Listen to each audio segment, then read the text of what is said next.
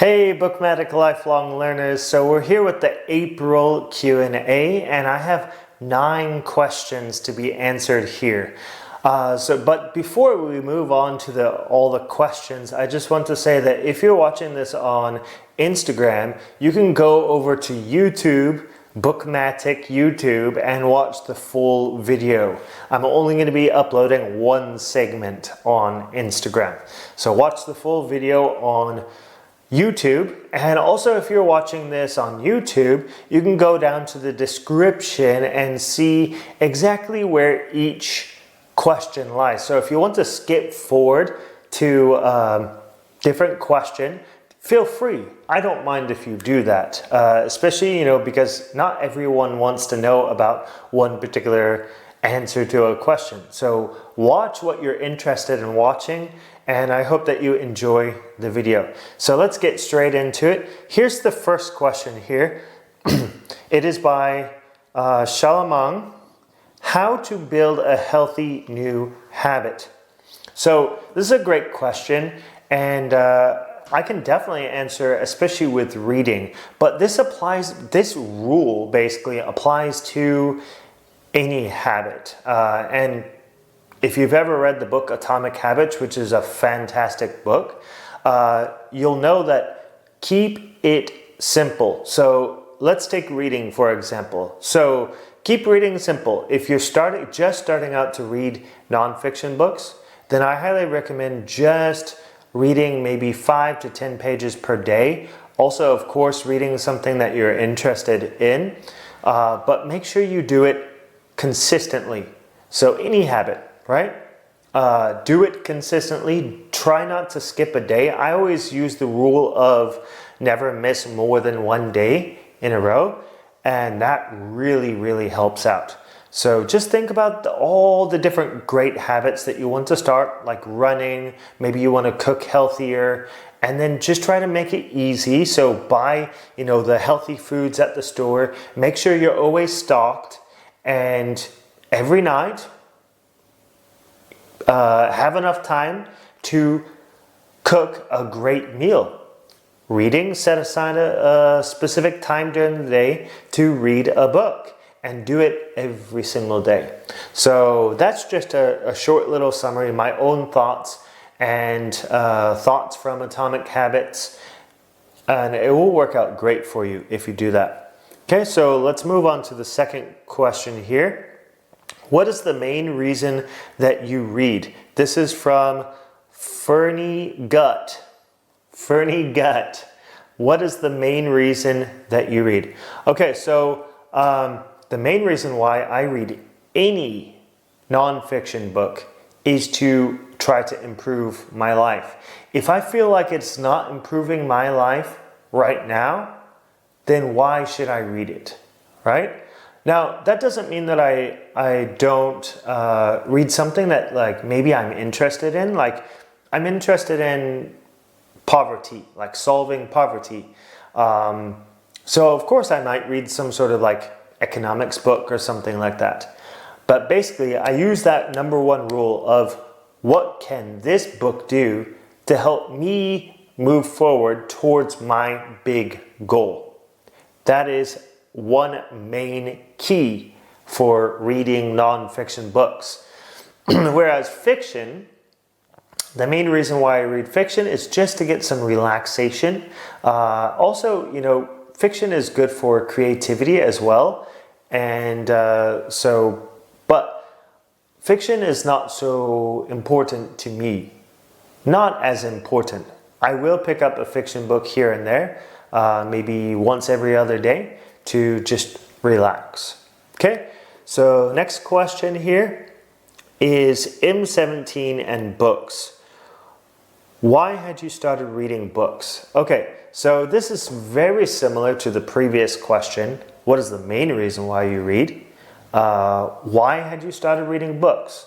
Okay, so in the first place, I started reading because my wife kept on encouraging me to try and start my own business, and she was all saying, hey, the only books you read is science fiction and fantasy. Why don't you pick up a nonfiction book and try to read something new. Read something that's going to help you. So I decided, well, you know, I might as well give this a try. I might as well pick up a nonfiction book. It doesn't hurt. And of course, the first nonfiction book that I picked up was from Robert Kiyosaki, Second Chance. If you've been following my channel for a while, you will know that that is the first nonfiction book that I've picked up. And like, he's a household name. Like, I think almost anyone will know Robert Kiyosaki. Maybe not everyone, but a lot of people do, because he's famous for Rich Dad, Poor Dad. So I started reading to improve my knowledge. Kind of similar to the other answer. Yeah, so that answers that question. The next question, it's unrelated to reading, which is totally fine, because that means you guys get to get a chance to know me a little bit better. This is from Sabrak Kerbig. I don't know if that's how I pronounce, but yeah, at least I give it a try. So this is football or basketball. All right, so to be honest, I'm not much of a sports guy. I don't really watch sports. I like to play sports, but I don't really watch sports. So if you say watching football or basketball, I would probably say if I do watch it, I would watch football over basketball. I'm talking about American football here. Soccer, football, I'm not really interested in watching or playing that sport. But American football, I really do like watching it when I do watch it. I don't go out of my way to watch it though. I'd rather be producing something of my own, or out there running. Running is one of my favorite sports, competitive running. So if that answers your question, yeah, I would prefer to be out there taking action rather than watching or even playing the sport. I would much prefer running. All right, good. Next question here is from Bradley. Bradley Lynn, something like that, 12. Do you keep books after you read them, or give or loan them to people who haven't read them? So this is a great question. I really like this question because no one has really asked me this before. So I hold my books so precious to me. Every single book that I've bought, I've kept. Every single book since I started reading nonfiction books, I should say. Before that, I gave my books away. But now I really hold on to my books.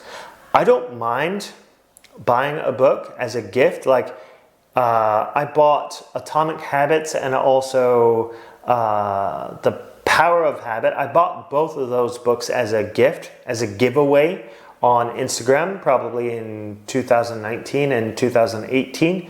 So I don't mind buying and giving gifts. But I keep my books here. I keep them. I have loaned books out before, but I only loan it to people that I really, really trust. Like, I know that I'm going to get this book back from them. Because if I were to lose it from my collection, it has all of my handwritten notes in there. And of course, I keep digital copies of my notes, but still, I wouldn't want to lose those handwritten notes. A fresh copy of the book, I would have to go back through and highlight everything, which is not a problem. I mean, I love revisiting books to highlight. But yeah, so I hope that answers your question. Okay, next one is from Bookworm. If you could only read one book for the rest of your life, what would it be and why? Okay, well, this is a really tough question because there's a lot of great books out there.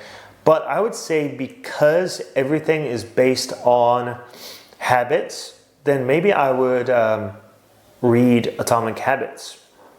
Reread and read it over and over. But you know, the problem with that is that the book doesn't go that deep into many other topics except for habits.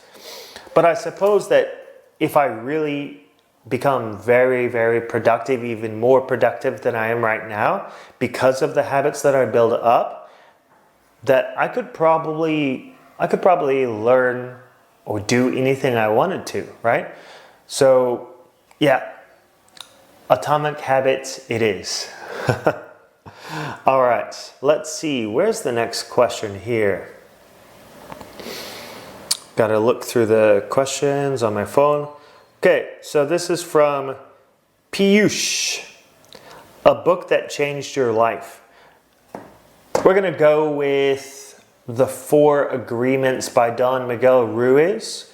This book really changed my life because at the time I was struggling from basically self-confidence. I would always worry about what other people were thinking, and this book really helped me to get that under control and not worry so much about what other people think, because really it doesn't matter. It really does not matter. Yeah, I can still listen to other people, I can still take people's advice, and but basically don't take it personally. Like if someone says something that's offending, who cares? That's their own problem. That's what they think.